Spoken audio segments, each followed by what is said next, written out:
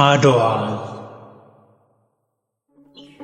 አፍሪካን ለመውረር የመጣው የጣሊያን ጦር ከኢትዮጵያ ጦር ጋር በአድዋ ተራሮች ላይ እሁድ የካቲት 23 ቀን 1888 ዓመተ ምህረት ጦርነቱ ጀመረ።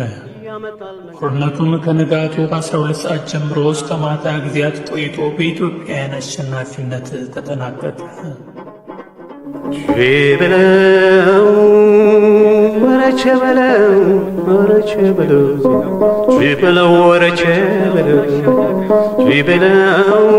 ይወስዳል መንገድ ያመጣል መንገድ ችበለው አንድ የሚጠላን አንድ የሚወደድ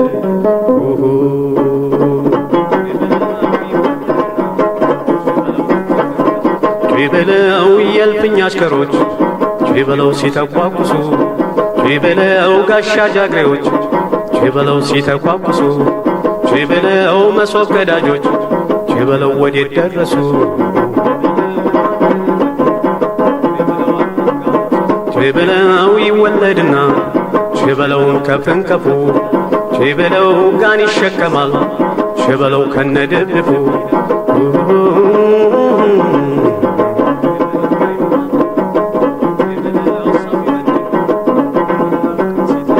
ችበለው አትነካኩት ችበለው አትጋቡ ሰው ችበለው ይከብዳልና ችበለው ጠያቂ እንዳለው ችበለው ከሳ ጠቆረ ችበለው ብለው ቢደፉት ችበለው ያመረረለት ችበለው አይማለዱት ችበለው ሰው ቢበድሉ ችበለው ቀን ሲጥላቸው ችበለው ከእጁ ሲወድቁ ችበለው ተራ ዋንጫ ነው ችበለው ሰው ቢበድሉ ቀን ሲጥላቸው ችበለው ከእጁ ሲወድቁ ተራ ዋንጫ ነው።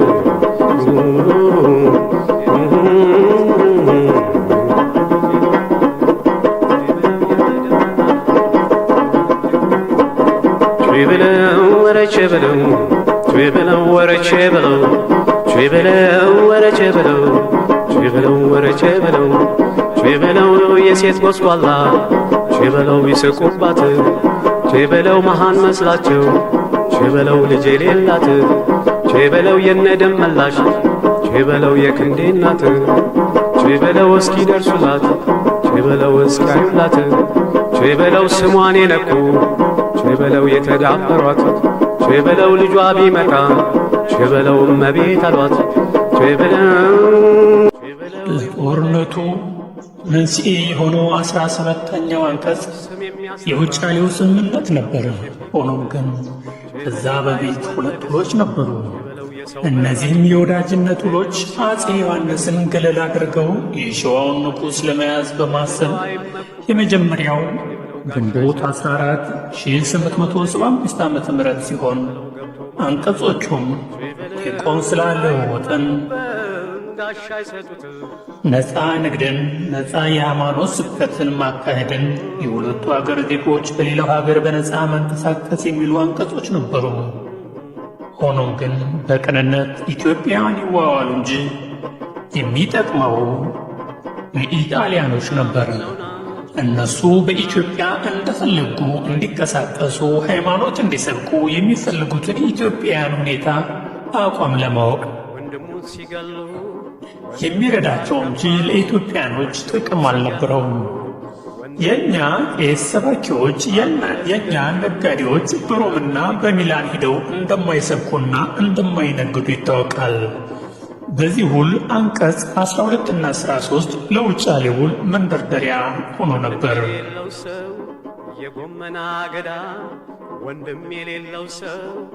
ሁለተኛ ውል ደግሞ ጣሊያኖች በዶጋሊ ጦርነት በራስ አሉላ አባ ነጋ ተሸንፈው የበቀል እርምጃ ለመውሰድ በሚዘጋጁበት በ1880 ዓመተ ምህረት ነበር።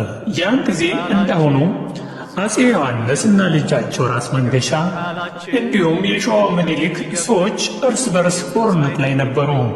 ጣሊያንም ከአሉላ ዱላ በኋላ በአንቶኖሊ አማካይነት ሁለተኛውን ውል ተዋዋለ። ይህም ውል የብልጠት ውል ነበር።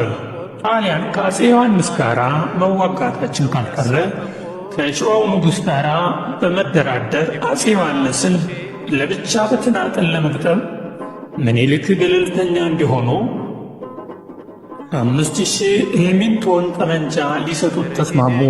ምኒልክም የሰጡትን መሳሪያ በእነሱ ላይ ላያዞር እነሱም የኢትዮጵያን ግዛት ላይ ነቁ ተባብለው ነበር። ሆኖም ግን ጣሊያኖች የኤርትራን ቆላማ አካባቢ እስከ መረብ ድረስ እየተቆጣጠሩ መጡ። ግዛቱም የራሳቸው እንደሆነ የሀገሩ የበላይ ገዥ እነሱ እንደሆኑ የሚያሳይ በሆነ መልኩ ነበር ከኢትዮጵያ ጋር የውል ስምምነት እስከ ማድረግ የደረሱት። ይህን የሁለተኛውን ውል ከምኒልክ ጋር ያደረጉት የመረብ ምላሽ ገዥ የሆነው የአፄ ዮሐንስ የጦር አበጋዝ ራስ አሉላ አባ ነጋ የኢትዮጵያን ምድር ለያዙት ጣሊያኖች ደጋግመው እንዲለቁ ደብዳቤ ቢጽፉም ምላሽ በማጣታቸው ጥር 20 ቀን 1879 ዓመተ ምህረት ሰሐጤ ላይ መሽጎ የነበረውን የጣሊያን ጦር ገጥሞ ምሽጉን ማፍረስ ሳይችል ብዙ የአሉላ ወታደር ስላለቀ ወደ ኋላ አፈገፈገ። ጣሊያን ከ300 በላይ የሀገሬውን ባንዳና የራሱን ጦር ይዞ ነበር። አሉላም የሰዓቴን ምሽግ ትቶ ወደ ዶጋሊ ወርዶ ሰፈረ። ማጆር ቦሪቲ እንደተከበበ ስንቅና ጦር እንዲላክለት ለጄኔራል ጂኒ ላከ። እርሱም ኮሎኔል ቶማስ የክሪስቶፍን በፍጥነት ትጥቅና ስንቅ አስጭኖ ላከለት። በማግስቱም የሰዓቴውን ጦር ለማገዝ የመጣው ኮሎኔል ቶማስ ከ500 በላይ የሚሆን የጣሊያን ጦር ከ10 መድፎችና በርካታ መትረጊሶች ጋር ሲጓዝ አድሮ ሌሊት 11 ሰዓት ደረሰና ከአሉላ ጦር ጋር የጨበጣ ውጊያ አድርጎ ጣሊያን በአሰቃቂ ሽንፈት ዶጋመድ ሆነ። ጀግንነቱ በሁሉ ተሰማ። አፄ ዮሐንስ ግን ሁኔታውን ሲሰሙ በመናደድ አሉላ እንዲታሰር አዘዙ። ምክንያቱም በጎን ከጣሊያኖች ጋር ድርድር ላይ ስለነበሩ የአሉላን ጀግንነት አልወደዱለትም ነበር። ሕዝቡ ግን እንዲህ ሲል አሉላን አወደሱት። መብቱን ዮሐንስ ለአሉላ ቢሰጠው እንደ ቀትር እሳት ቱርኩን ገለበጠው፣ ጣሊያንም ወደቀ እያንቀጠቀጠው፣ አጭዶና ከምሮ እንደ ገብስ ማሰጣው እየተባለ ተወደሰ። ይህም የጦርነት ዜና በጣሊያን በተሰማ ጊዜ ታላቅ ድንጋጤ ፈጠረ። የኢጣሊያ ጎዳናዎችና መስሪያ ቤቶች ጩኸት ተሰማ። የኢጣሊያ ፓርላማም ለምጽዋና ለአካባቢዋ ማጠናከሪያ የሚውል 20 ሚሊዮን ሊሬ በጀት መደበ። የመጨረሻው ጫሌ ስምምነት አንቀጽ 17 ጣሊያን በሦስቱ ስምምነት ውስጥ ለስለስ ብለው የኢትዮጵያን መሬት ቀስ በቀስ እግራቸውን ከማስገባታቸው በፊት የተላከው ማርኬዝ ኦሪቪዮ አንቲኖሪ የመልክዓ ምድራዊ ጥናት ቡድን በሚል የሽፋን ስም በ1869 ዓመተ ምህረት ሸዋን ሲጎበኝ ሌላው ከቱርክና ከእንግሊዝ ተተክቶ ቦታውን በመረከብና በግዥ ስም ምጽዋና አሰብን ይዞ ነበር። ይህ ሁሉ ሲሆን የኢትዮጵያ አንድነት የተረጋገጠ ይዞታ አልነበረውም። አፄ ዮሐንስን በዚህ ሲይዙ፣ በሌላ ወገን ንጉሥ ተክለ ሃይማኖት እንዲሁም የሸዋው ምኒልክ ሊስማሙ አልቻሉም። ቢሆንም ለጣሊያኖች ጥቅም ነበረው። አንዱም ቢስል ሌላውን እያባበሉ እንዲያም ሲል እርስ በርስ እያጣሉ ብዙ ቦታ በውል ስምምነት ያዙ። በዛን ወቅት ሦስቱ ንጉሶች የኢትዮጵያው ንጉሥ አፄ ዮሐንስ በጎጃም ንጉሥ ተክለ ሃይማኖትና በሸዋው ምኒልክ የእርስ በርስ ጦርነት ነበር። እንዲሁም ምኒልክ በደቡብ በኩል የእርስ በርስ ጦርነት ውስጥ ነበሩ። የውጫሌው ስምምነት ሆን ብለው በማባበል የትርጉም ስህተት በማስገባት ያስፈረሟቸው ነበር። ይህ ለጦርነቱ መንስኤ የሆነው የውጫሌው ስምምነት አንቀጽ 17 የኢትዮጵያ ንጉሠ ነገሥት ከአውሮፓ ነገሥታት ለሚፈልጉት ጉዳይ በሙሉ በኢጣሊያን መንግሥት በኩል ማድረግ መላላክ ይገባዋል የሚል ሲሆን፣ በአማርኛ ቃል ግን የኢትዮጵያ ንጉሠ ነገሥት ከአውሮፓ ነገሥታት የውጭ ግንኙነት በሙሉ በኢጣሊያን መንግሥት አጋዥነት ማድረግ መላላክ ይቻላቸዋል የሚል ነበር። በአማርኛው የፈቃድ አንድምታ ሲኖረው፣ በኢጣሊያንኛው ይገባዋል የሚል የግዴታ መንፈስ ነበረው። የኢትዮጵያ ሕዝብ ይሄን ሁሉ አያውቅም። ይህን ታሪክ ምን መሰለህ? አድዋ መጣ አድዋ ተወረረ። እንዳስላሴን ያዘው፣ ጣሊያን ገባ ያዘው አድዋን። አድዋን ሲይዘው ራስ ጎበና ነበሩ የጦሩ ኬንያ ያዘመቱ። ወደ ኬንያ በፊት ያዘመቱት አድዋ በፊት ጎበና ዳጨ ናቸው ያዘመቱት። እሳቸውን ተውና በምን እንደቀሩ አላቅም። እሳቸውን ተውና ጎበና ዳጨን ተውና ፊታውራሪ ገበየሁን ሾሙ ለአድዋ አዝማች። ንጉሱንም ራሱንም ደጃማቹንም ፊታውራሪው ነው የሚያዘው በጦርነት ጊዜ። ከዚያ ፊታውራሪ ገበየሁን ሾሙ። ሲሾሙ ከዚያም በኋላ ሄዳ ዘመታ ገባ ክተት ተባለ። ከዚያ የእንዳስላሴን ጣሊያን አረከሰው፣ የግባና በሞት የቀድሰው ተባለ። ገባ በጎራዴ ሲመለምን ፊታውራሪ ገበየሁን 2 ሰዓት እንደተዋጉ ገደላቸው። ጣሊያን ገደላቸው። ሲሞቱ ከዚያም በኋላ ጦሩ ይዋጋል። ሲሞቱ ደጃይ ባልቻ ይችን ይሰሙና የገሰግሱ ሄዱና በደድሆ ቅጠል ሽፍን ያረጉና ሬሳቸውን ድብቅ ያረጉና ቶሎ ፊታውራሪ ገበየሁ ራስ አባተን ቀደም ብለውሃል። ፊታውራሪ ገበየሁ ራስ መኮንንን የቀድም ያለው ተከተለኝ ብለውሃል። ፊታውራሪ ገበየሁ ወደ ኋላ የቀረ አይቀጡ ቅጥ ይቀጣል ብለውሃል እያሉ ደጃይ ባልቻ ያዋጉ ጀመር። ሬሳውን ደብቀው ሬሳቸውን የፊታውራሪ ገበየሁ ፊታውራሪ ገበየሁ እንደዚህ ያለ ብለውሃል። ፊታውራሪ ገበየሁ አይቀጡ ቅጥ ይቀጣል ብለውሃል እያሉ ያንን ያዋጉ ጀመር እሳቸው። ከዚያ በኋላ 5 ሰዓት ባልሞላ ጣሊያን ተማረከና ከተፈነዋል።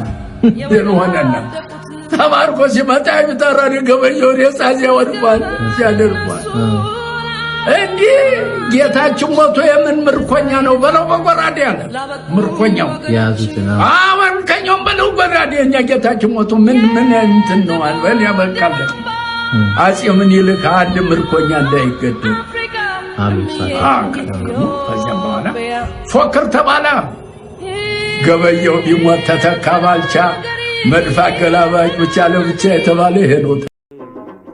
ይህም ለኢጣሊያን መንግስት ከራሻ በቀር ኃያሉን መንግስት ሁሉም የውጫሌ ውል ስልጣን ሰጥቶኛል የሚለውን ስልጣን ዕውቅና ለመስጠት ደፋ ቀና እያሉ ነበር።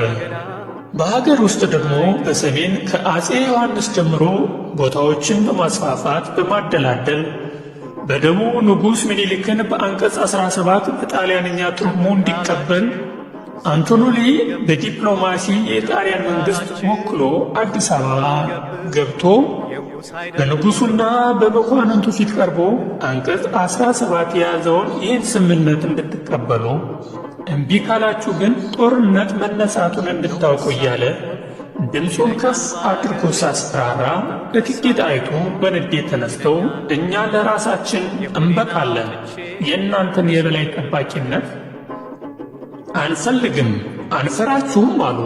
አንቶኖሊም መለስ ብሎ የምንገጥመው እኮ ጦርነት ነው፣ ወንዶቹ በሆነላቸው እንኳን ሴቲቱ ሲላቸው እኔ ሴት ነኝ፣ ጦርነት አልፈልግም፣ ግን እንዲህ መሳዩን ውል ከመቀበል ጦርነትን እመርጣለሁ።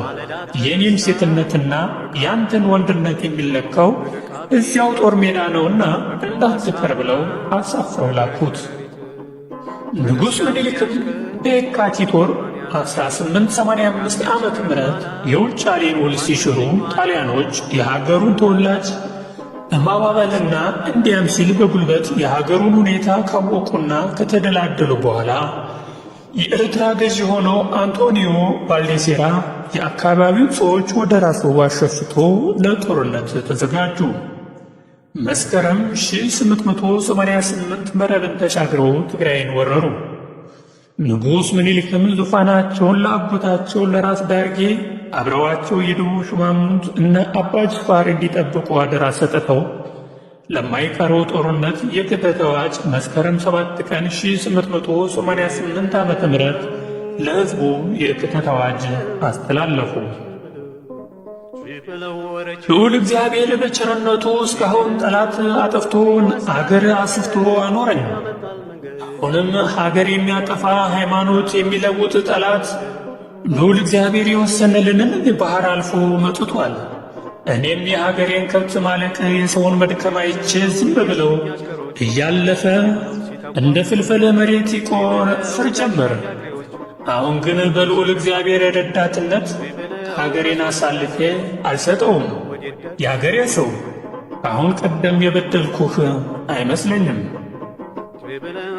አንተም እስካሁን አላስቀየምከኝም። አሁንም ጉልበት ያለህ በጉልበትህ፣ ጉልበት የሌለህ ለልጅህ፣ ለሚስትህ፣ ለሃይማኖትህ ስትል በሐዘን እርዳኝ። ወስልትህ የቀረህ እንደሆነ ግን ኋላ ትጣላኛለህ። አልተውህም። እግዝእትነ ማርያምን ለዚህ አማላጅ የለኝም። ዘመቻውም በጥቅምት ወር ነውና የሸዋ ሰው እስከ ጥቅምት እኩሌታ ድረስ ወረኢሉ ከተህ ላገኘ። ከዚህ የክተት አዋጅ በኋላ ወደ ወረኢሉ በአራቱ አቅጣጫ ወደ ሰሜን ዘመተ። ጦር ያላከ የሀገሪቱ ክፍል አልነበረም። የሁለቱ ሀገራት የጦር አሰላለፍም የሰለጠነ የጦር መሳሪያ የታጠቀው በኢጣሊያ በኩል በጄኔራል ባራቶሪ አዝማችነት 20 ሺህ ወታደር ከ60 በላይ መድፍና ልዩ ልዩ መትረጊሶች የእጅ መሳሪያዎች ይዞ በአራት ጄኔራሎች ከአስመራ ተነስቶ ትግራይ ከዛም አምባላጌ ቀጥሎም ከመቀሌ ወደፊት ገሰገሰ። በኢትዮጵያ በኩል ደግሞ አጼ ምኒልክ ከእቴጌ ጋር እንዲሁም በአንድ ንጉሥ በሰባት ራሶች በአንድ ዋግ ስዩም በአንድ ፊት አውራሪ አዋጊነት ከ70 ሺህ በላይ ጦር አሰልፎ ወደ ትግራይ ወደፊት ገሰገሰ። የመጀመሪያውም ጦርነት በአምባላጌ ላይ ኅዳር 28 ቀን 1888 ዓመተ ምህረት ሆነ። የኢትዮጵያ ጠቅላይ ጦር አዛዥ ራስ መኮንን የጣሊያንን ጦር መሪ የሆነውን ሻለቃ ቶዞሊን ለቀው እንዲወጡ እየተደራደሩ እያለ የግንባር ጦር መሪው ፊት አውራሪ ገበየው ሕመሙን ችሎ ሰራዊቱን እየመራ ኅዳር 29 ቀን የአምባላጌን ዳገት ወጥቶ የጣሊያን ጦር ድል አደረገ። ለ2 ሰዓት በቆየው በዚህ ጦርነት ቶዞሊም ሞተ። የጣሊያ ጦርም ተበተነ። ሁለተኛው የመቀሌ ጦርነትም ከአምባላጌ ሸሽቶ ያመለጠውን ጨምሮ በእንዳ ኢየሱስ ጠንካራ ምሽግ ይዞ ነበር።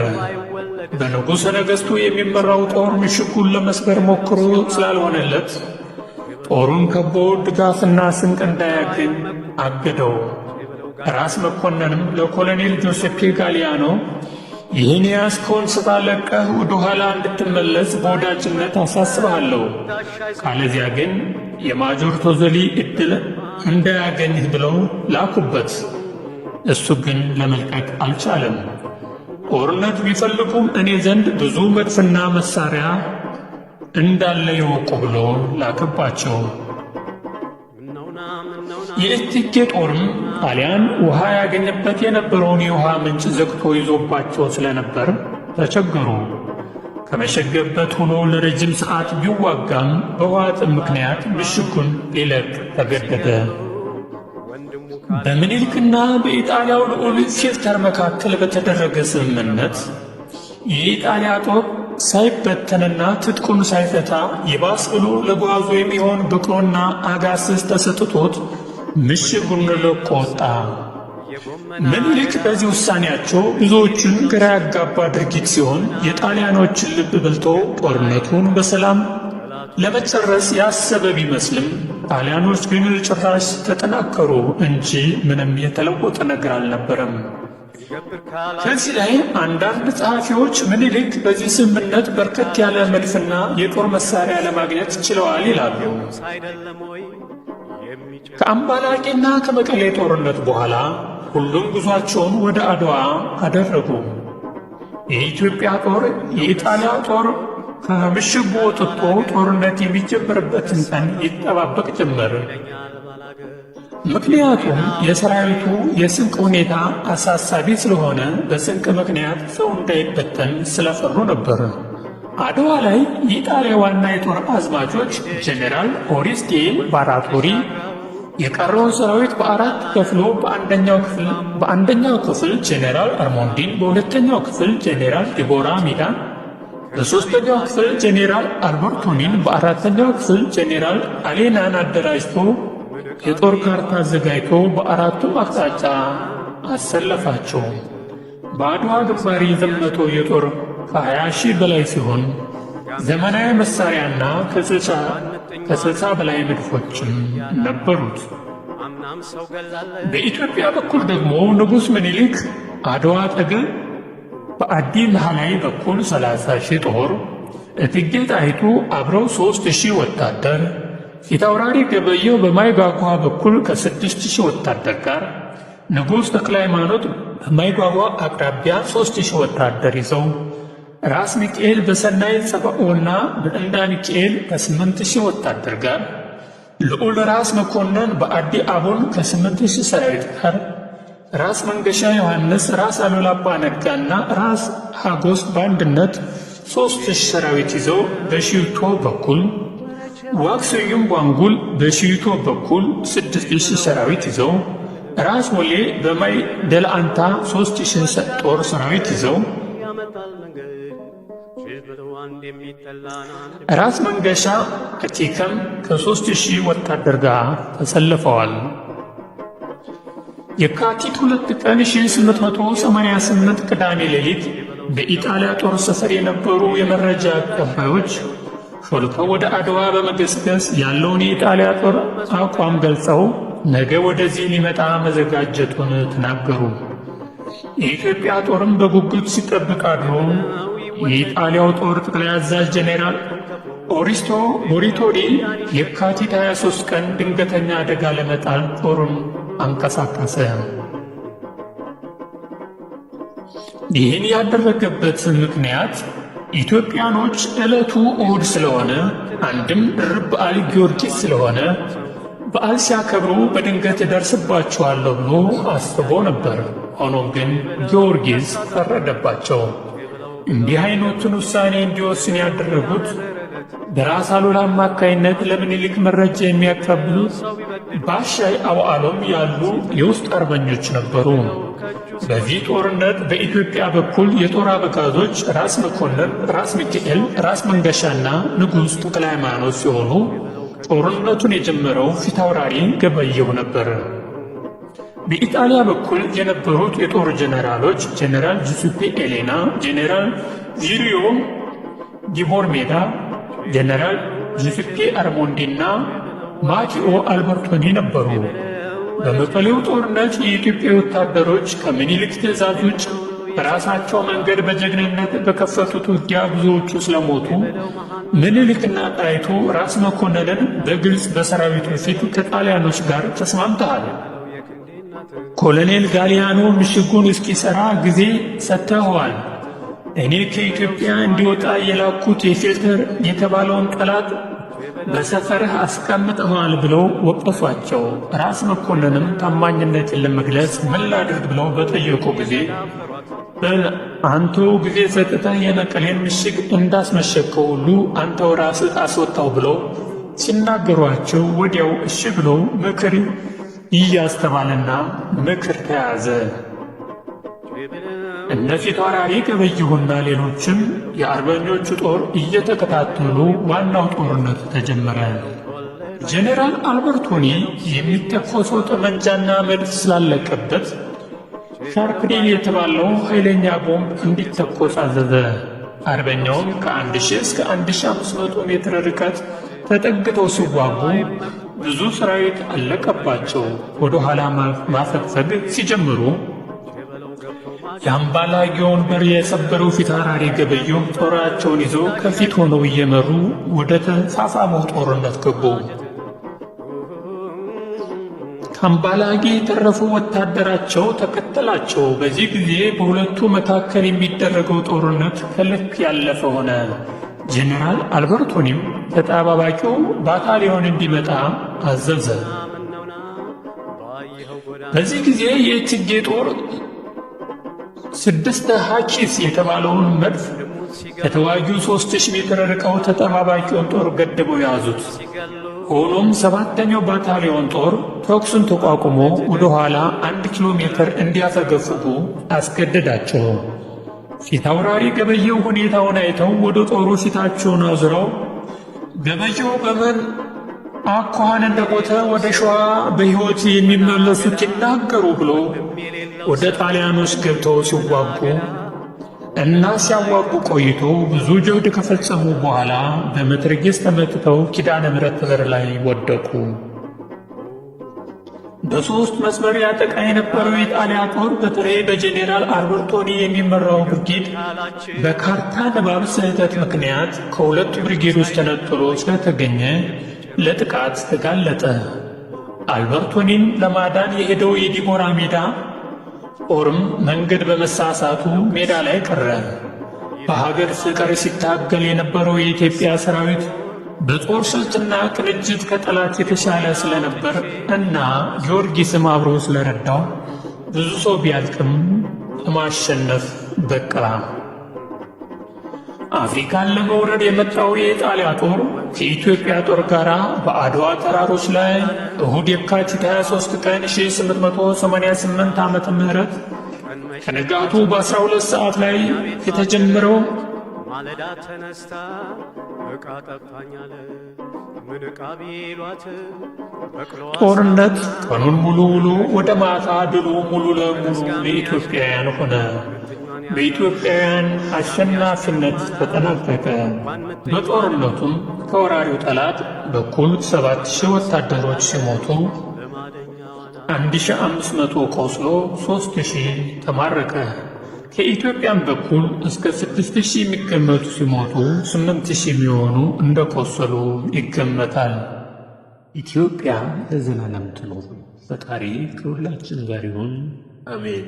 ኢትዮ አፍሪካ ቼበለው ወረቼ በለው ወረቼ በለው ቼበለው ወረቼ በለው ቼበለው ይወስዳል መንገድ ያመጣል መንገድ ቼበለው አንድ የሚጠላን አንድ የሚወደድ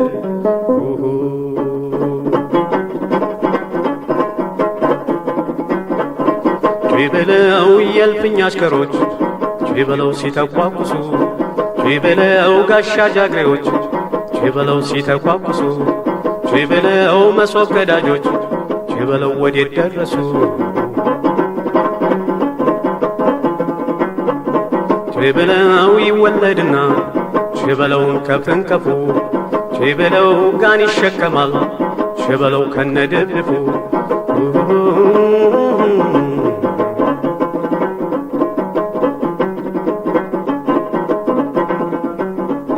ቼበለው አትነካኩት ቼበለው አትጋቡ ሰው ቼበለው ይከብዳልና ቼበለው ጠያቂ እንዳለው ቼበለው ከሳ ጠቆረ ቼበለው ብለው ቢደፍሩት ቼበለው ያመረረለት ቼበለው አይማለዱት ቼበለው ሰው ቢበድሉ ቼበለው ቀን ሲጥላቸው ቼበለው ከእጁ ሲወድቁ ቼበለው ተራ ዋንጫ ነው ቼበለው ሰው ቢበድሉ ቀን ሲጥላቸው ቼበለው ከእጁ ሲወድቁ ተራ ዋንጫ ነው።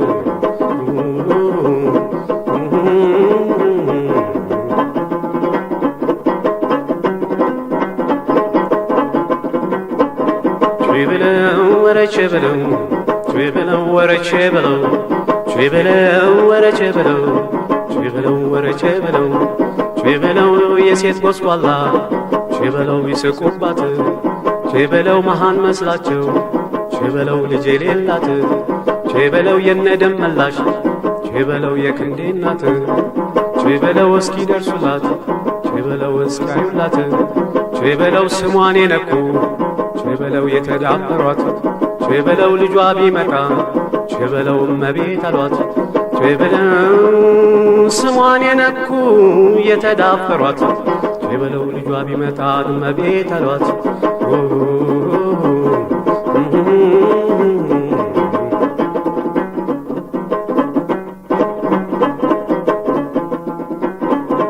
ቼበለው ወረቼ በለው ቼበለው ወረቼ በለው ቼበለው ይወለድ እንጂ ቼበለው ከወለዱ አይቀር ቼበለው ስም የሚያስጠራ ቼበለው በሽ የሚቆጠር ቼበለው ባይወለድስ ቼበለው የሰው መራጭ ቼበለው ሲራብ ወገኑን ቼበለው ክብሩን ለዋጭ ቼበለው አይመኩበት ቼበለው ጋሻ አይሰጡት ቼበለው እህል ይፍጅ እንጂ ቼበለው ገብቶ ማጀት ችበለው አይመኩበት ጋሻ አይሰጡት ችበለው እህል ይፍጅ እንጂ ገብቶ ማጀት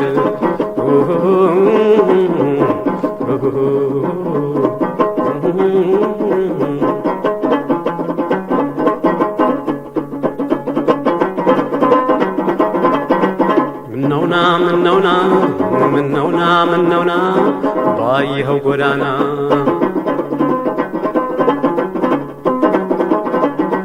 ወንድሙን ሲገሉ ወንድሙ ካልከፋው ወንድሙን ሲገሉ ወንድሙ ካልከፋው ጣሉለት ደጁ ደሙ እንዲከረፋ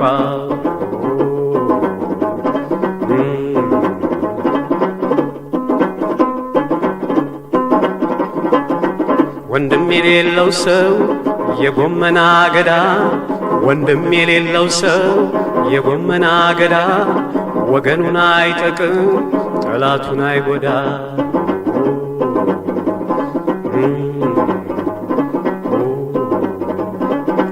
ይገብር ካላችሁ ዝንጀሮም ይገብር ካላችሁ ዝንጀሮም ይገብር የንጉሥ አይደለም ወይ የሚጭረው ምድር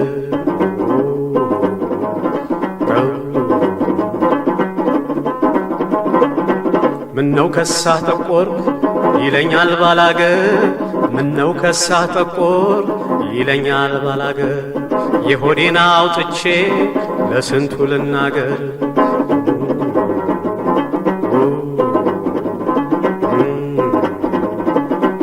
እረ ሄደች ወንዙን ተሻግራው ጸጉሯም ቆንዳላ ነው ደረቷም ሙሉ ነው ከቀሚሷ ልክ ቀን መሸባትና ከኛ ቤት ባደረች ማለዳ ተነስታ ዕቃ ጠፋኛለ ምን ዕቃ ቢሏት በቅሎዋ ሳሙና እግረ ሸረሪት ተነስ ጋሚያሽከር ምጥኟን ያዛት ጋሚያሽከርም አላት እንኳን ምጥኟንና ዞር ብያላያት አምናም ሰው ገላለች ለማደኛዋና